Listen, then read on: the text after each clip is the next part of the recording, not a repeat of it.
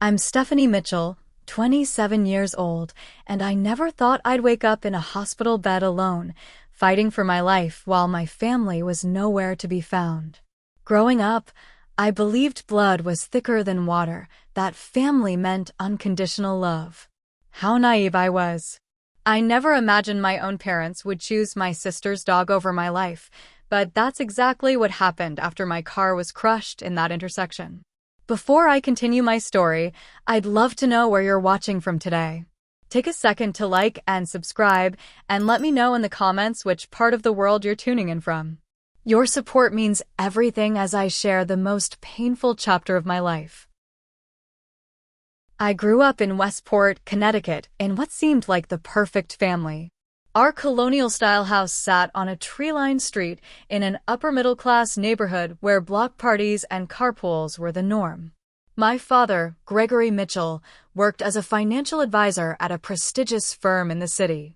He was tall, always impeccably dressed, and had a booming laugh that could fill a room. My mother, Diana, was a part-time interior designer with a flair for making our house look like it belonged in a magazine. She was stylish, social, and the unofficial queen of the PDA. Then there was my sister, Rebecca, 3 years younger than me. As children, we were close enough. We'd build blanket forts in the living room and ride our bikes to the corner store for popsicles in summer. But around the time Rebecca turned 13, things began to shift in our family dynamic. Rebecca was naturally outgoing and charismatic. She made friends easily, was invited to every party, and teachers adored her bubbly personality. I was more reserved, preferring books and art to large social gatherings. I excelled academically, making honor roll every semester and eventually becoming editor of the school newspaper. But somehow, my achievements never seemed to generate the same excitement as Rebecca's social conquests. Stephanie got straight A's again, my mother would say with a quick smile before turning to Rebecca. But did you hear about Rebecca? She was nominated for homecoming court as a freshman. That's practically unheard of. The pattern continued.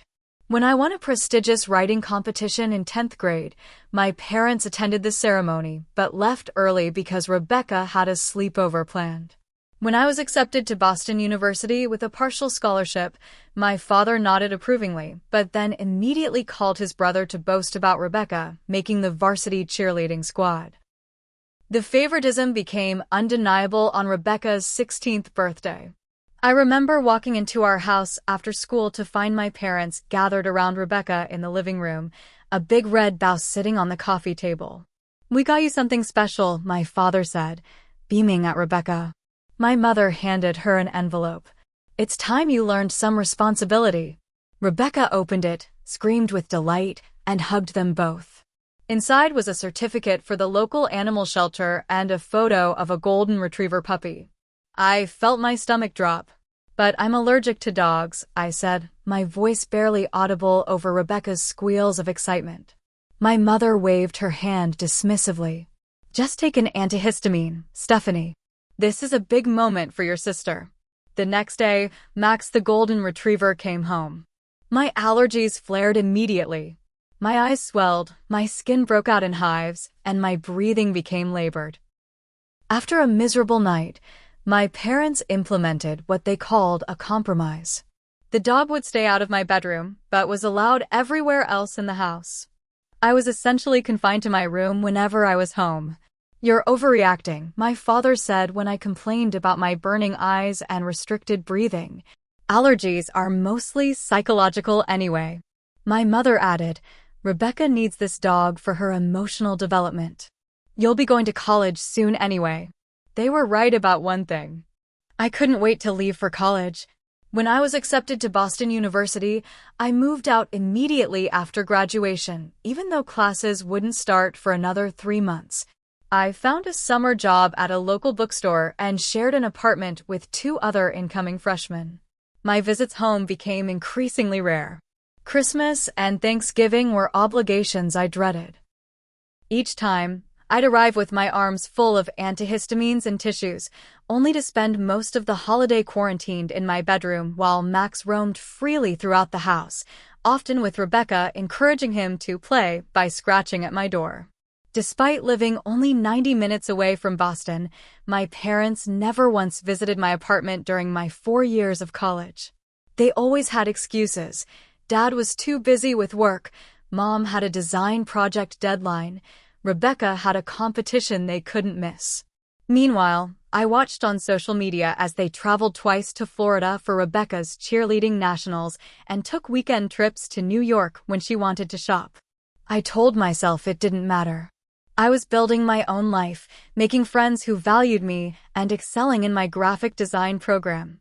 But deep down, the wound of being the less loved child festered, waiting for the day it would finally break open. After graduating with honors from Boston University, I secured a position at a boutique graphic design firm in the city. My tiny studio apartment in Cambridge wasn't much, but it was mine. White walls displayed art from local creators I'd befriended, and my collection of houseplants turned the space into a mini urban jungle.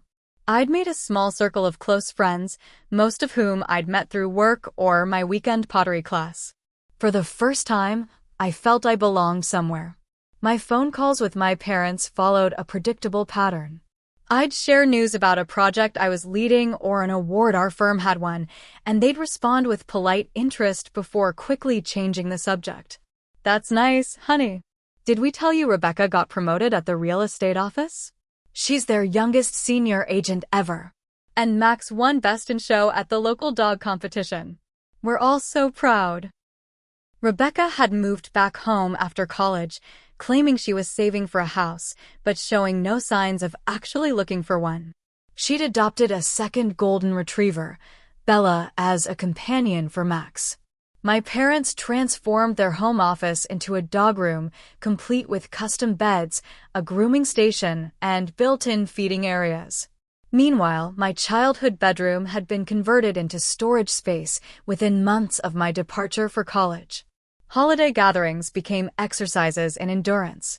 I'd arrive with my arsenal of allergy medications, only to find both dogs dressed in festive outfits and permitted on all furniture. Family photos now prominently featured Rebecca and the dogs, with me awkwardly added to the edge when I was home, looking puffy-eyed and miserable. My 25th birthday passed without so much as a text message from my family. When I called that evening to see if they'd forgotten, my mother answered distractedly. "Oh, Stephanie. Happy birthday, sweetheart. Sorry we didn't call earlier.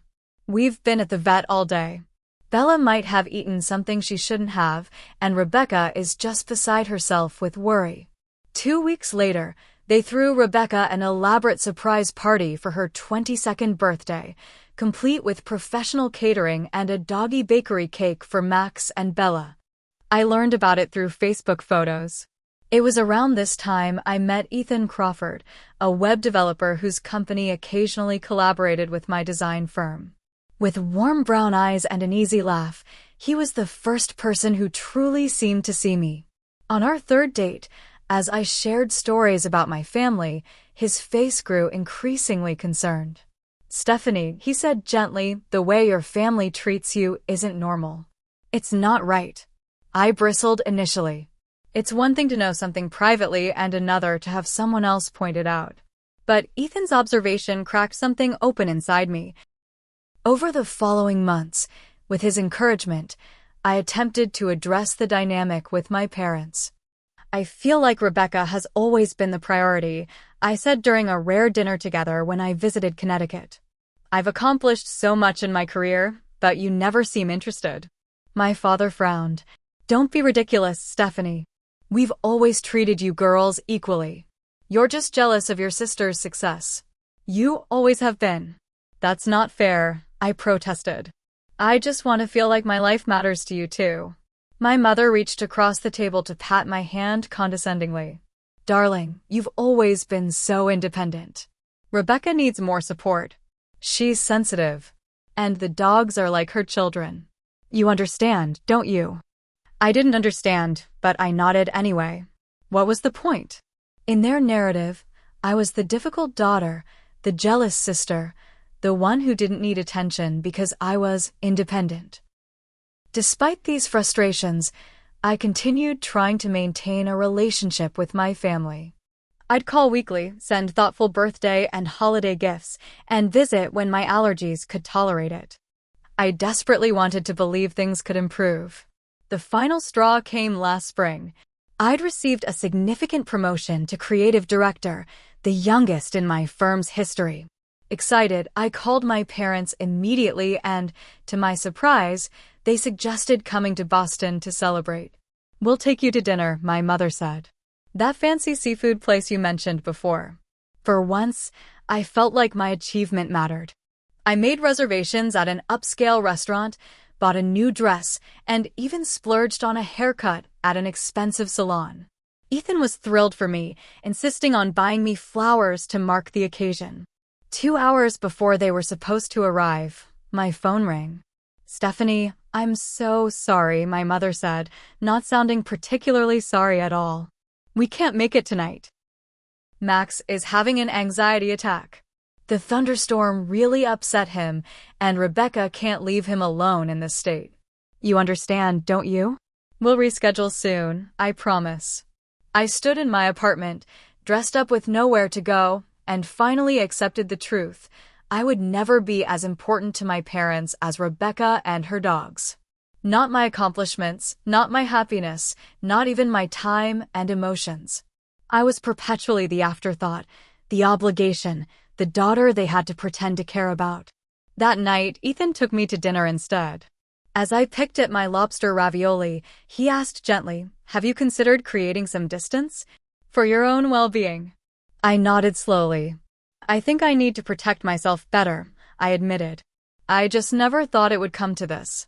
What I didn't realize then was how prophetic those words would become, or how soon my family would force me to make a choice I never imagined I'd have to make. The day that changed everything started like any other Tuesday. October 17th. I remember checking the date on my phone as I sent a client their completed logo package. It had been raining steadily since morning, the kind of cold autumn rain that seeps into your bones. By 6:30 p.m., I was exhausted but satisfied with the day's work as I packed up my laptop and headed to the parking garage. The roads glistened under streetlights, puddles reflecting the red and green of traffic signals. I was only 10 minutes from home, driving carefully on the slick pavement, when it happened. Later, police reports would explain that a delivery truck had hydroplaned through the intersection, running a red light. All I remember is a flash of headlights, the deafening crunch of metal, and the world spinning violently around me. There was a moment, brief but crystal clear, when I regained consciousness at the scene. A stranger was holding my hand, rain falling on both of us through the shattered windshield. "Stay with us, honey," an unfamiliar voice urged as sirens wailed in the background. "Help is coming." Then darkness claimed me again. I woke up 3 days later in a hospital room that smelled of antiseptic and artificial air. The fluorescent lights were too bright, making me squint as consciousness returned in painful waves. My body felt wrong, distant somehow, like it belonged to someone else. When I tried to move, white-hot pain shot through my left side. "Easy now," a gentle voice cautioned. A nurse with salt and pepper hair and kind eyes moved into my field of vision. "I'm Margaret. You're at Massachusetts General Hospital. You've been in an accident." My throat felt like sandpaper. "How long?" I managed to croak. 3 days, Margaret answered, adjusting my fore. "You've had 2 surgeries. Your left leg was badly broken, you had internal bleeding, and 3 cracked ribs. The doctor will be in soon to explain everything." As the fog in my mind slowly cleared, I became aware of something else. I was alone. No flowers, no cards, no family anxiously waiting for me to wake up. "My phone," I whispered. "It was destroyed in the accident," Margaret explained. "But don't worry, we contacted your emergency contacts right away." A cold feeling spread through my chest that had nothing to do with my injuries. My parents. Margaret's expression shifted almost imperceptibly. She busied herself checking my monitors. "The doctor will be in shortly to discuss your condition." Dr. Patel arrived minutes later, a competent woman with a direct manner that I appreciated. She explained my injuries in detail: compound fracture of the left femur requiring surgical repair with rods and screws, lacerated spleen that had been surgically repaired, 3 broken ribs, concussion, and various cuts and bruises. I was lucky, she said, to be alive. When she finished her explanation, I asked the question weighing on me. My emergency contact, my parents. Have they been here? Dr. Patel and Margaret exchanged a glance that told me everything before words confirmed it. We called your listed emergency contacts immediately after you were brought in, Dr. Patel said carefully. They were informed of the severity of your condition. And? I pressed, though I already knew the answer. Margaret spoke gently. They said they couldn't come right away. Something about your sister walking her dog. The words hit harder than the truck that had smashed into my car. That's what they said? When their daughter was unconscious after a life-threatening accident. I'm sorry, Margaret said, genuine compassion in her eyes. We called again that night when your blood pressure dropped dangerously during the first surgery. The doctor on call told them, well, that tonight might be your last. They said they would try to come soon when things settled down. Tears burned in my eyes as the full reality washed over me. My own parents couldn't be bothered to come to what might have been my deathbed because my sister was walking her dogs. Dogs that I was deathly allergic to. Dogs that had always been more important than me. I turned my face away, unwilling to let these strangers see me break.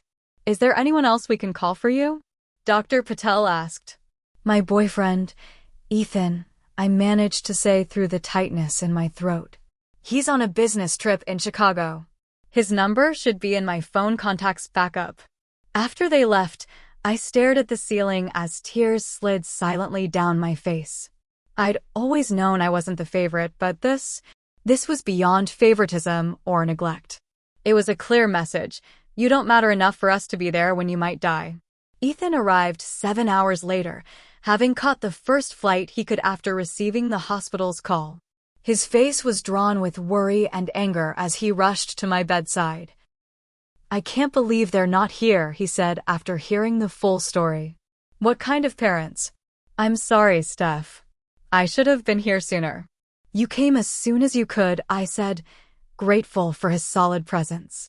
That's more than my own family did.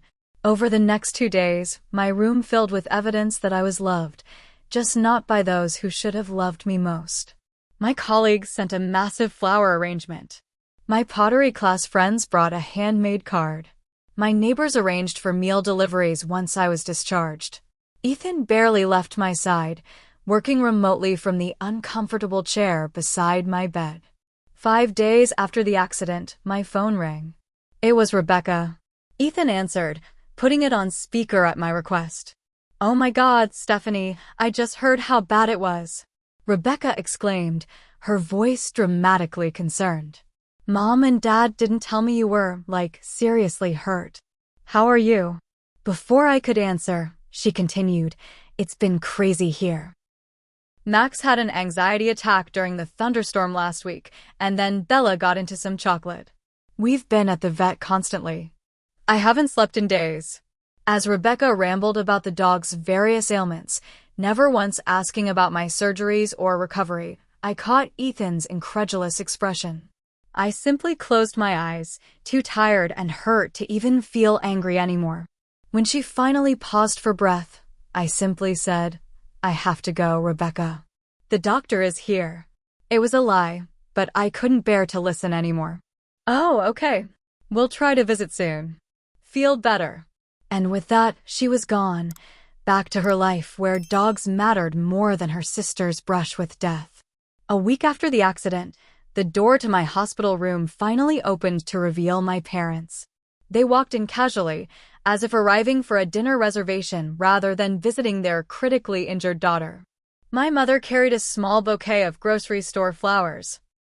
My father held a gift bag that still had the price tag attached. Stephanie, darling, you're looking better than we expected, my mother said, leaning in for an air kiss near my cheek. The traffic was awful coming up from Connecticut, my father added, setting down the gift bag. And we had to find a pet-friendly hotel since we brought the dogs for Rebecca. She's downstairs with them now. The hotel wouldn't allow them to be left alone in the room. I stared at them, momentarily speechless. They had brought the dogs, the very creatures I was deathly allergic to a hospital, where I was recovering from near-fatal injuries. "Why didn't you come sooner?"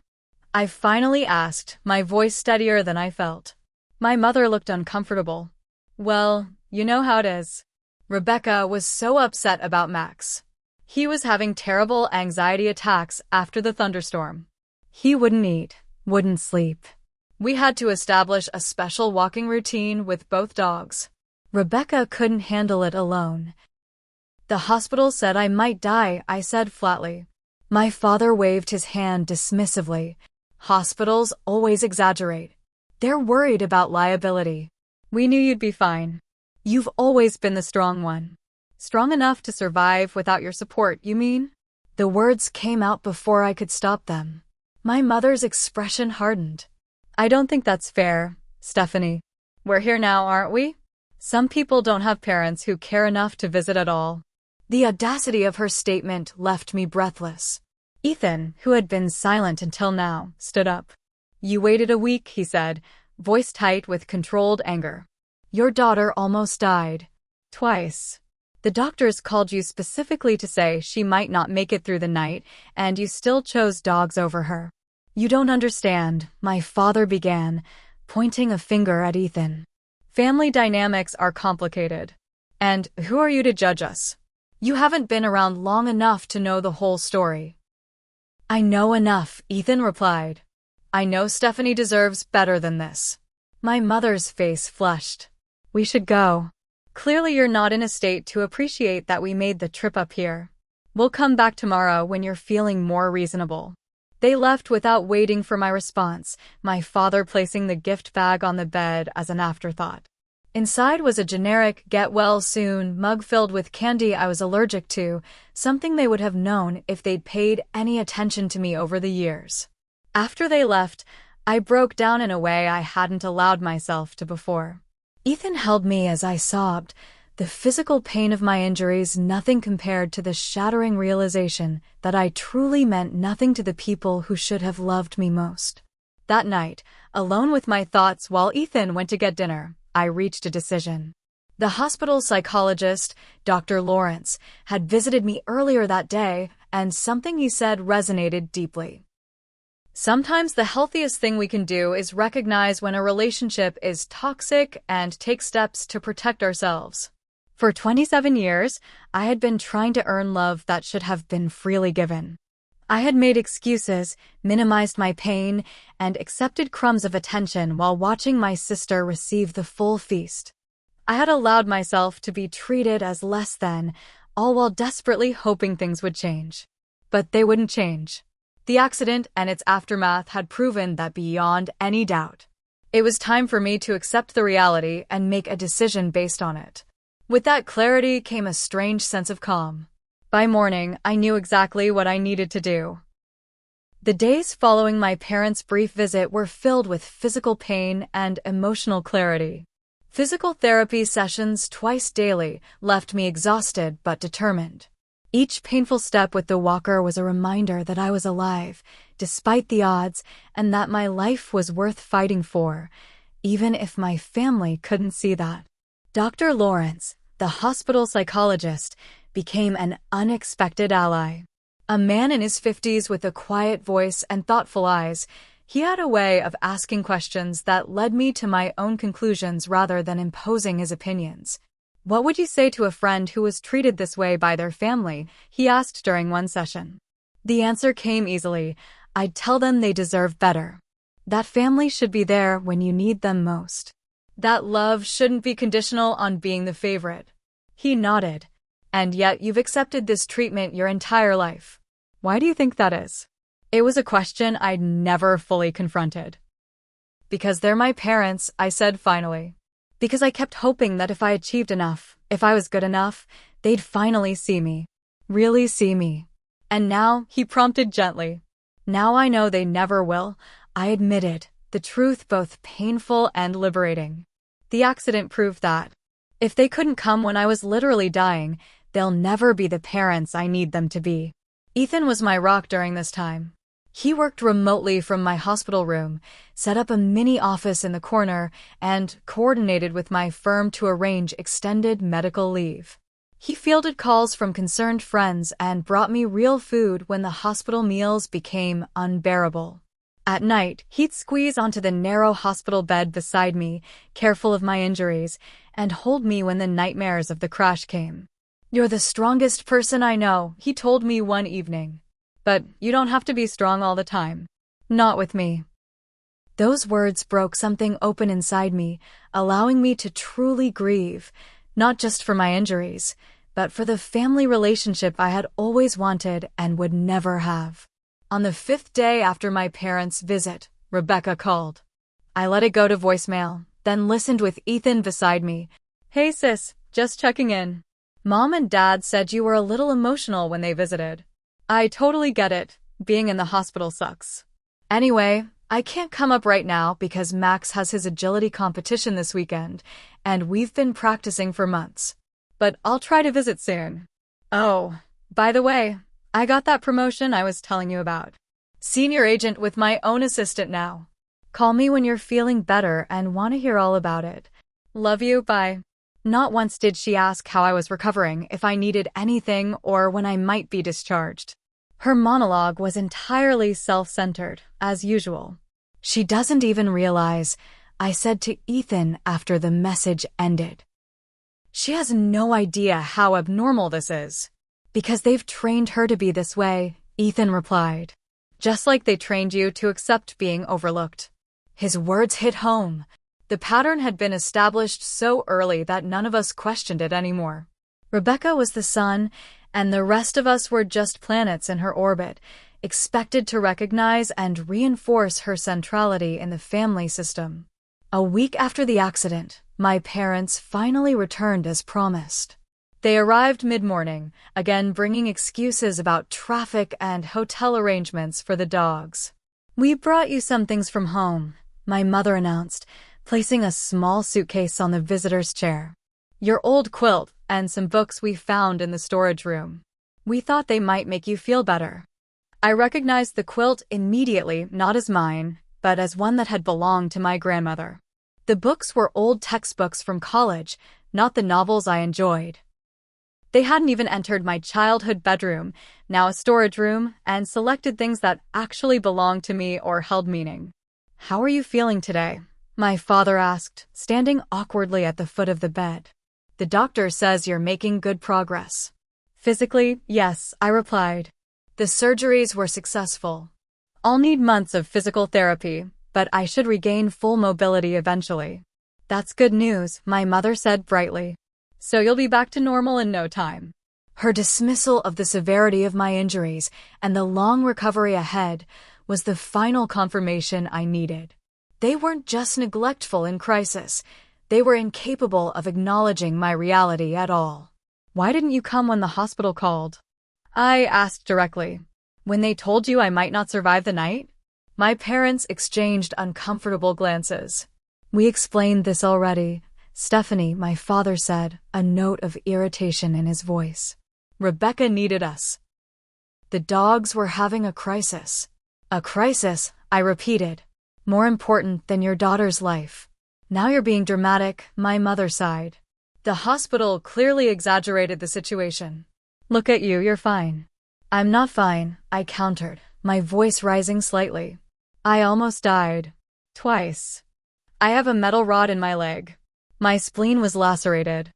I needed multiple blood transfusions. And you couldn't be bothered to drive 90 minutes to be with me because of dogs. Those dogs are like children to Rebecca," my mother snapped. "You've never understood that because you've always been jealous of the attention she receives." "I nearly died alone," I said, tears filling my eyes despite my determination to remain composed. "Do you understand that? Your child almost died without her parents beside her. How can you possibly justify that?" My father's face darkened. "I think we should continue this conversation when you're less emotional." Clearly the medications are affecting your perspective. As they prepared to leave, making excuses about needing to check on Rebecca and the dogs at the hotel, I asked one final question. If it had been Rebecca in this bed, would you have waited a week to come? The flash of guilt that crossed both their faces before they could compose themselves was answer enough. They left with promises to return the next day, but we all knew the conversation had changed something fundamental between us. That night, I called Dr. Lawrence and asked him to visit first thing in the morning. "I've made a decision," I told him, "and I need your help." When he arrived, I explained my plan. He listened carefully, asking clarifying questions, but never trying to dissuade me. "This is a significant step," he said when I finished. "Are you certain it's what you want?" "It's not what I want," I admitted. "What I want is parents who love me as much as they love my sister. Parents who would drop everything and rush to my side in a crisis. But I'll never have that. This is about accepting reality and making choices that protect me going forward." He nodded thoughtfully. "Sometimes the hardest decisions are the ones that honor our own worth when others won't. If you're sure, I'll help however I can." That afternoon, with Dr. Lawrence's guidance, I began composing the letter that would change everything. With clarity born from pain, I spent the next 2 days crafting my exit strategy. This wasn't an impulsive decision, but a carefully considered one. Dr. Lawrence helped me examine my motivations and potential consequences, ensuring I wasn't acting purely from hurt. "This isn't about punishing them," I explained during our session. "It's about protecting myself. I can't keep offering my heart to people who have proven repeatedly they don't value it."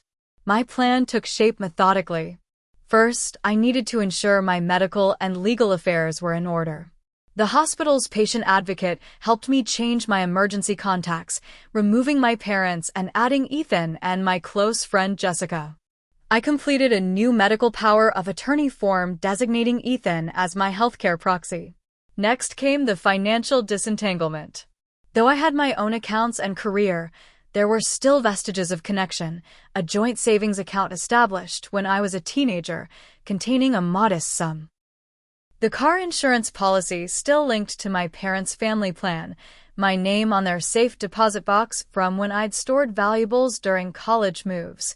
Jessica, a corporate attorney with a fierce protective streak, arrived with her laptop and a determination to help me sever these remaining ties.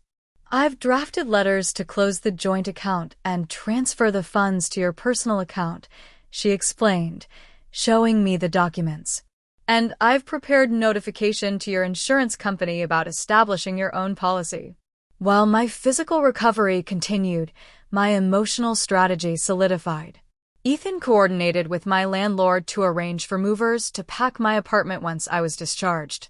Jessica researched short-term furnished rentals in Seattle, where Ethan's company had an office he could transfer to temporarily. "My friend Mia has a guest house she rents out," Jessica offered. "It's wheelchair accessible and available for the next 3 months. Perfect while you recover and look for something permanent." The final element was the hardest, the letter. I spent hours drafting, revising, and refining my words. It needed to be honest without being vindictive, clear without being cruel. Dr. Lawrence reviewed it with me, helping me focus on expressing my needs rather than cataloging their failures. "Remember," he advised, "this letter is as much for you as it is for them. It's your declaration of self-worth." The night before my planned discharge, I recorded my thoughts in a journal Ethan had brought me. The physical act of writing helped organize the whirlwind of emotions. Tomorrow, I take control of my story. For 27 years, I've been a secondary character in my own life, always orbiting around Rebecca, always accepting less than I deserve. The accident stripped away my last illusions. When faced with the prospect of losing me forever, my parents still chose dogs over their daughter. I can't change them. I can only change how I respond. Leaving isn't easy, but staying would be a form of self-betrayal I can no longer commit. The morning of my discharge arrived with a sense of purpose. Nurse Margaret, who had become something of a confidant during my stay, helped me dress in the comfortable clothes Ethan had brought.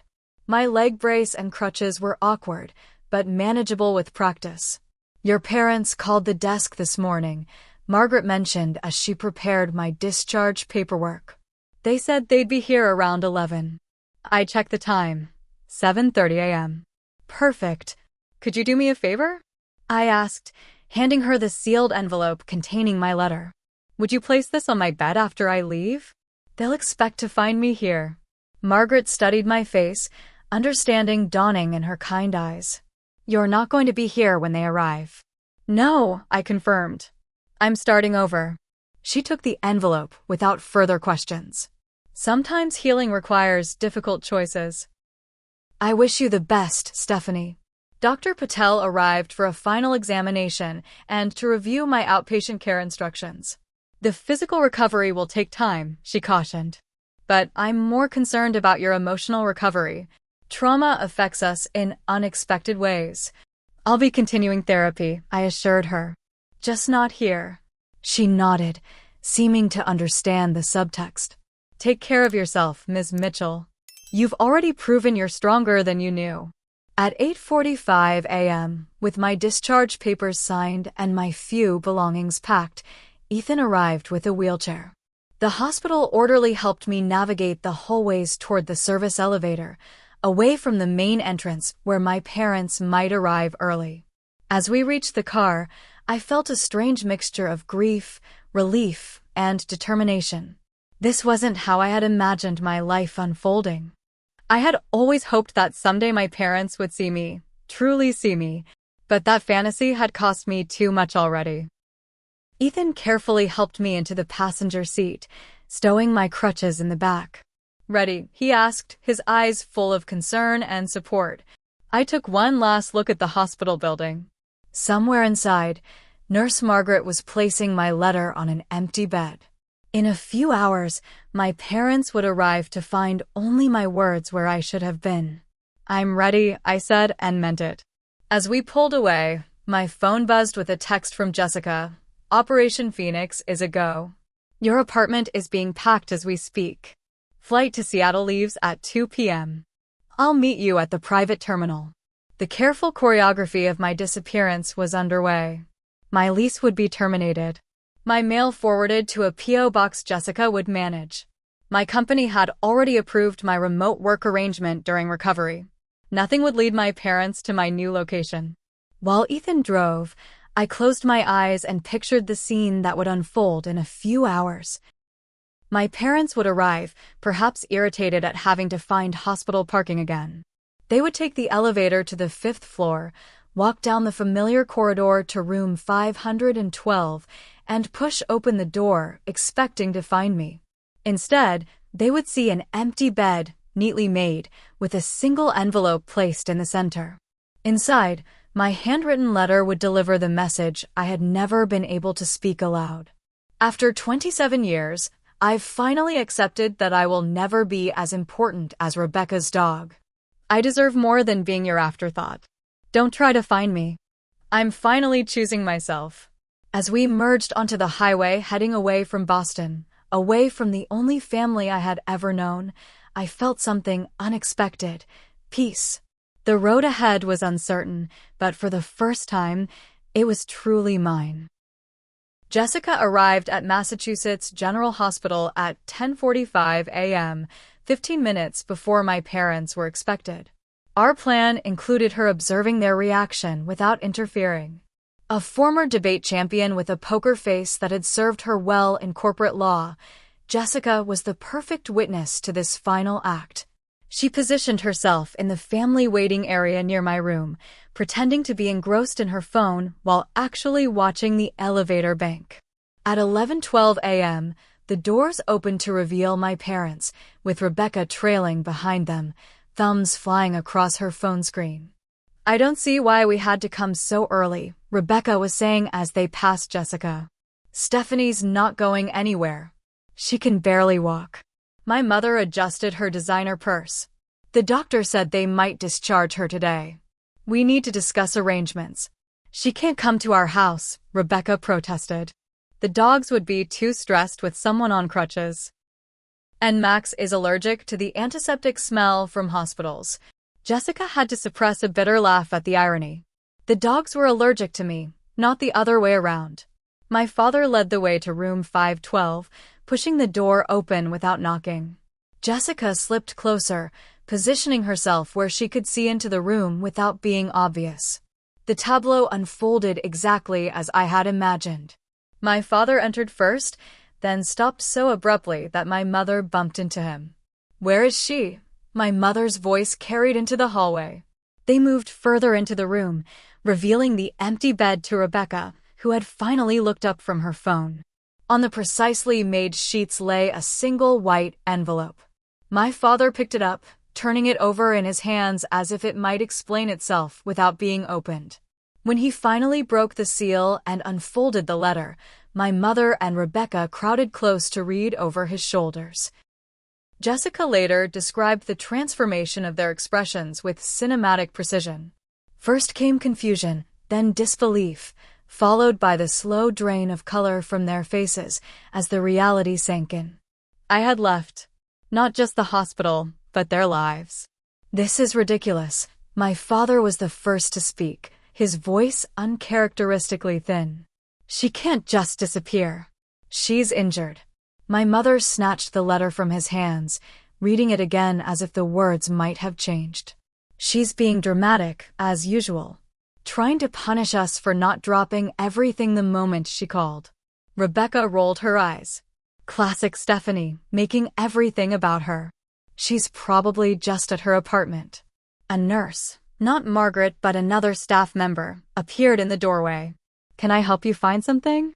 "Our daughter," my mother said. "Stephanie Mitchell. She's supposed to be in this room." The nurse checked the chart in her hand. "Ms. Mitchell was discharged this morning at 8:45 a.m. "That's impossible," my father blustered. "We're her ride home. We're her parents." The nurse's expression remained professionally neutral. According to her discharge papers, she left with her designated medical contact, an Ethan Crawford. "Who authorized this?" my father demanded, voice rising. "We should have been consulted." "Sir, Ms. Mitchell is 27 years old. She doesn't need parental authorization for discharge. Now, if you'll excuse me, we need to prepare this room for another patient." Jessica watched as hospital security was summoned when my father refused to leave, insisting on speaking to the doctor in charge. Dr. Patel arrived, her manner brisk and unapologetic. "Mr. Mitchell, your daughter received excellent care here and was discharged when medically appropriate. As an adult, she has the right to determine her own discharge plan." "That's all I can tell you." "But where did she go?" my mother asked, her composure finally cracking.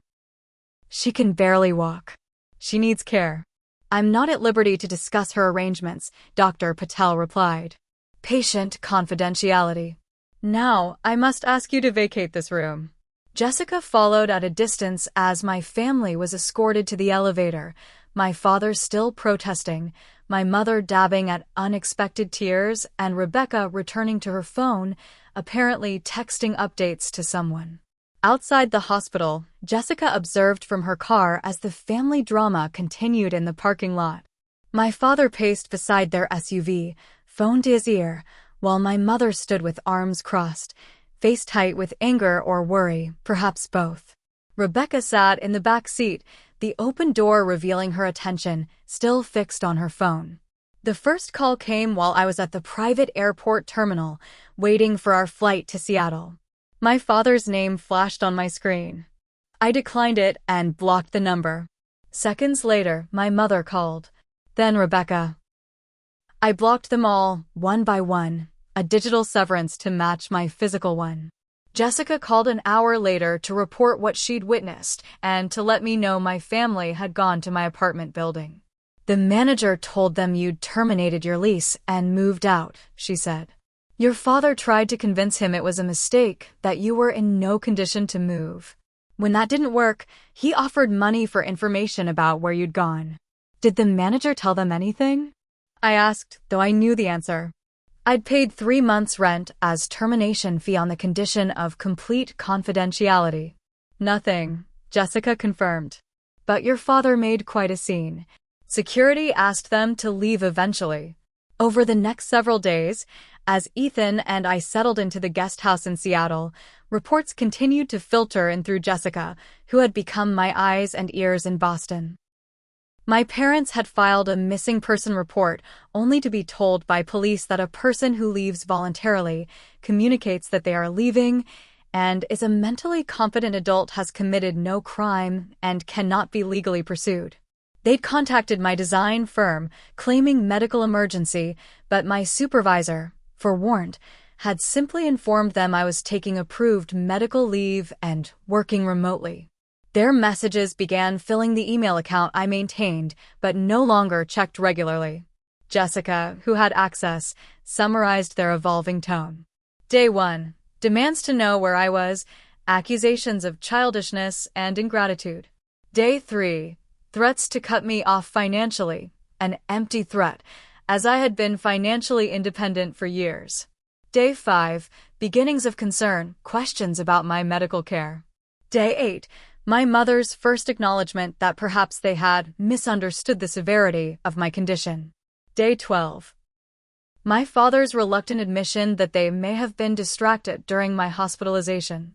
Rebecca's messages remained self-centered throughout, complaints about how my disappearance was affecting her, how the dogs sensed the tension and were behaving poorly, how she was caught in the middle of our parents' distress. 2 weeks after my disappearance, Jessica reported the most revealing development yet. My parents had begun arguing with each other, their unified front crumbling under the stress of my absence. Your mother told your father that his dismissive attitude toward your injuries had pushed you away, Jessica recounted from information provided by my former neighbor. Your father blamed your mother for always putting Rebecca first. And Rebecca stormed out when they suggested that perhaps the dogs had received too much priority. The family that had presented such a united front against me for years was fracturing, forced to confront the dynamics they had cultivated and the consequences that had finally resulted. Do you feel vindicated? Jessica asked carefully. I considered the question as I looked out the window of our temporary home at the Seattle skyline, misty in the morning light. No, I answered honestly. I don't feel happy about their pain. But I do feel validated. For the first time, they're seeing what I've seen all along. The most unexpected message came 3 weeks after my departure. An email from my father, sent to my work address rather than my personal one, somehow slipping through the filters I'd established. Stephanie, it began, without the usual "Dear, I don't know if you'll read this. I don't know if I deserve for you to read it. The night you were brought to the hospital, when the doctor called to say you might not survive until morning, I put the phone down and told your mother we would go in the morning because Rebecca needed us. That decision will haunt me for the rest of my life.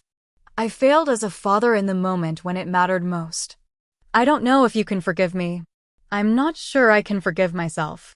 But I want you to know that I understand why you left. And I am so sorry. It was the first genuine apology I'd ever received from my father. Reading it left me breathless with unexpected emotion, a complex mixture of vindication, grief, and the smallest, most fragile seed of hope that perhaps, someday, healing might be possible. Not now. Perhaps not for a very long time. But someday. 6 months after disappearing from my parents' lives, I stood at the window of my new apartment in Seattle's Fremont neighborhood, watching raindrops trace patterns down the glass. The city's perpetual drizzle had become oddly comforting, a gentle reminder that life continued to flow forward, regardless of the past. My physical recovery had progressed steadily. The metal rod in my leg would remain permanently, a titanium souvenir of the accident that had changed everything. After months of grueling physical therapy, I had graduated from crutches to a cane, which I now needed only on particularly painful days. The scars, both external and internal, were healing, though some would always remain. My career had taken an unexpected but welcome turn. My design firm had been so impressed with my remote work that they offered me a permanent position heading up their new Seattle office. The promotion came with a significant raise and the opportunity to build my own team, a challenge I embraced wholeheartedly. Ethan had transferred permanently to his company's Seattle branch, and our relationship had deepened through the crucible of trauma and recovery.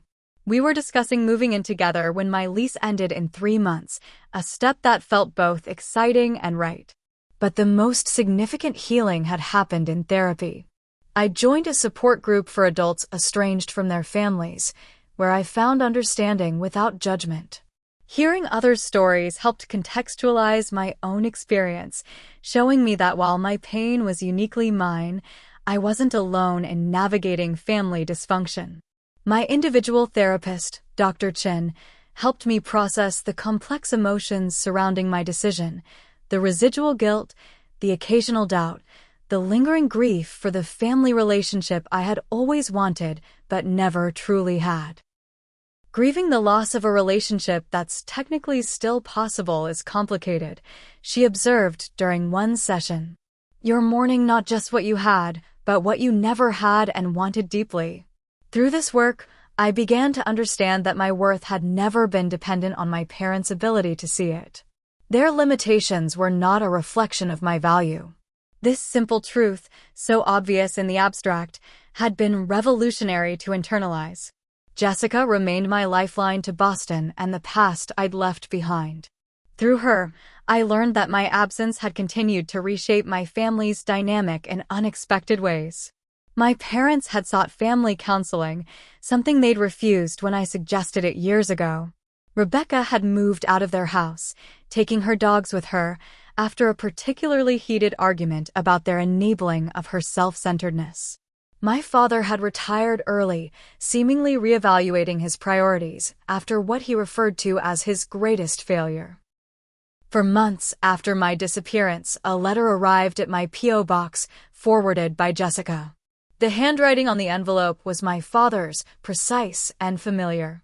Inside was a 5-page handwritten letter, a format so outdated it underscored the significance of his effort. He wrote about regret, about lying awake at night remembering all the times he had overlooked me.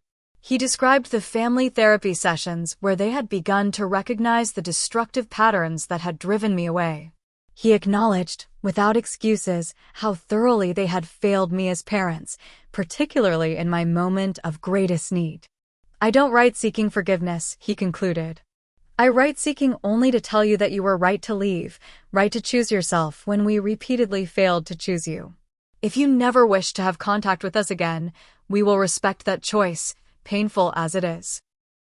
But if someday you might consider allowing us to try to be the parents you always deserved, we would embrace that opportunity with humility and gratitude. I read the letter many times over the following weeks, discussing it in therapy, sharing it with Ethan and Jessica, turning over its implications in my mind during quiet moments. It wasn't a magical fix, didn't instantly heal decades of hurt. But it was a beginning, an acknowledgement that had been long overdue. After careful consideration and extensive therapy sessions focused on establishing healthy boundaries, I made a decision. I wouldn't return to my old life or the old dynamics, but perhaps there was space for a new, more honest relationship. My response was brief but deliberate. I'm not ready for in-person contact, but I would be willing to have a video call. Just you and Mom. Not Rebecca, not yet. If this is acceptable, email me at this address, and we can arrange a time. 2 weeks later, I sat at my kitchen table, laptop open, heart racing as the video call connected. My parents appeared on screen, looking older than I remembered. My mother had stopped dyeing her hair, letting the gray show. My father's shoulders seemed less squared, his expression more vulnerable than I had ever seen it. For a moment, none of us spoke. Then my mother began to cry, silently, tears streaming down her face. "Stephanie," she said finally, "you look well." The conversation that followed was awkward, halting, nothing like the easy family interactions portrayed in movies. But it was real in a way our previous communications had never been. They asked about my recovery, my new city, my job. I answered honestly but maintained my boundaries, deflecting questions about my exact location. When they tentatively brought up the possibility of rebuilding our relationship, I was direct. I'm open to seeing where this goes, I told them. But things can never go back to how they were. I need acknowledgement of what happened, not just the accident, but the years of favoritism and neglect. I need respect for my boundaries. And I need time. We understand, my father said, and for once, I believed he might. We're learning. It's humbling to realize how wrong we've been. How much damage we've done. We miss you, my mother added simply. The call lasted 45 minutes. We agreed to another the following month. Small steps on a long road. Since then, we've maintained monthly video calls. Sometimes they're strained, sometimes surprisingly meaningful. My parents are in therapy, both individually and as a couple. They're learning about healthy family dynamics, about narcissistic family systems, about the damage caused by having a golden child and a scapegoat. It's work they should have done decades ago, but I try to focus on the fact that they're doing it now. Rebecca and I have exchanged a few cautious emails. She's in therapy too, beginning to recognize her role in the family dysfunction, though her journey towards self-awareness seems to be the slowest. The dogs are still a priority in her life, but she's learning that other people's needs matter too. As for me, I'm building the life I want, surrounded by people who value me.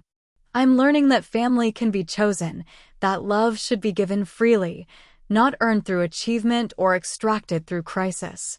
I'm discovering my own worth, independent of others' ability to recognize it. The journey hasn't been easy. There are days when doubt creeps in, when I question my decision to maintain even this limited contact. On those days, I reread my hospital journal, reminding myself how far I've come, how necessary this path has been. I don't know what the future holds for my relationship with my family. Perhaps we'll slowly rebuild something healthier. Perhaps these tentative connections will prove too fragile to sustain. What I do know is that I'll never again compromise my self-worth for anyone's approval or attention. My story isn't about perfect resolution or fairy tale reconciliation. It's about finding the courage to choose yourself when no one else will. It's about recognizing that sometimes the hardest decisions lead to the most necessary growth.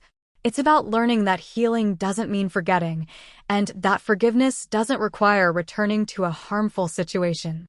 If my experience resonates with you in any way, I hope it offers some comfort to know you're not alone. Family dynamics can be incredibly complicated, and setting boundaries is often the most loving choice you can make, both for yourself and, ultimately, for those who have taken you for granted. What boundaries have you had to set in your own relationships? Have you ever had to make a difficult choice to protect your well-being? I'd truly appreciate hearing your stories in the comments below. And if this journey has touched you in any way, please consider subscribing and sharing it with someone who might need to hear that choosing yourself isn't selfish, it's necessary. Thank you for bearing witness to my story. Remember, you deserve to be chosen, to be prioritized, to be loved without condition. Sometimes the bravest thing we can do is believe that truth enough to act on it.